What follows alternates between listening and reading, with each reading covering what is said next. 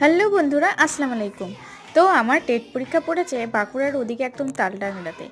তো তালডাংরা বাঁকুড়া থেকে অনেকটাই দূর, কোনোদিনও যাইনি। তো এই প্রথম গেছি পরীক্ষার উদ্দেশ্যে।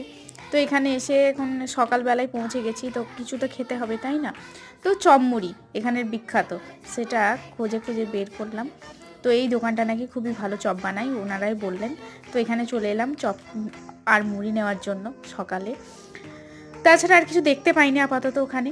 তো এই যে চপ মুড়ি ঘুগনি, সাথে দেখুন মূলো আছে, কাঁচা লঙ্কা আছে, আর পেঁয়াজ।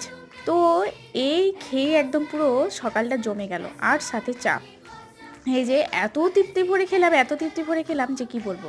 তো যাই হোক, পরীক্ষা দিলাম, মোটামুটি হলো পরীক্ষা। তারপরে এই যে বেরিয়ে পড়েছি। আর এই দেখুন, দেখলেন আপনারা কিভাবে রস টাঙে আমাদের গ্রামের ওদিকে, এইভাবে খেজুর রস নেয়। তো এরপর বাসে চেপে পড়লাম। বাসে মারাত্মক ভিড়। বাই বাই বন্ধু।